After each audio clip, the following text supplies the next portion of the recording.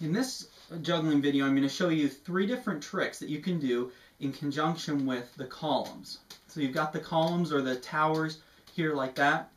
There are 3 different things that you can do. Well, there's a lot of different things you can do, but 3 that I like to try out and do.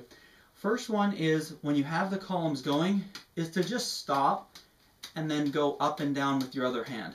It's a really simple trick. It looks almost identical, but it tends to look kind of cool because you're actually moving your hand instead of just tossing the juggling balls. Also, when you are moving that hand, it gets you ready for a couple other tricks that you can do. I'll show you the other one.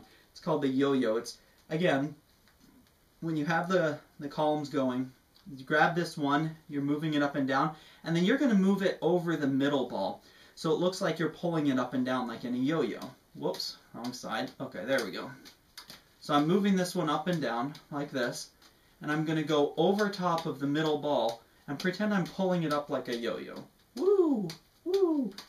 And it's a fun trick, not really difficult, just basically doing different things with your left hand and letting your right hand just toss it back and forth and back and forth. You can also weave in and out while you're tossing the right hand back and forth.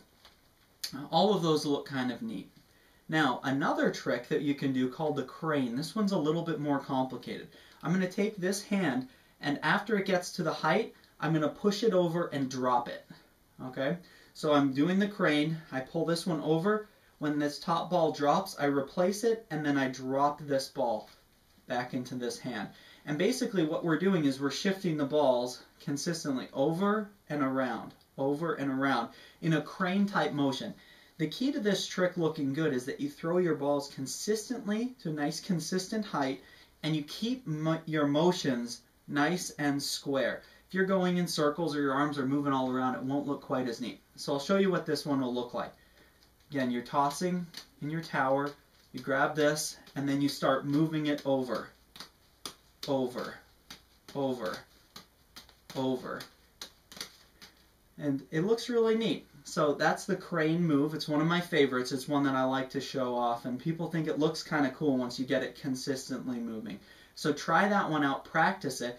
Again, you're basically your left hand's doing the work on this one. You're coming up and over, and then just drop it. And then you'll just consistently move in nice and smooth into the next ones. All right, so practice those 3 tricks with towers or columns or whatever you call them, and we'll move on to some other ones.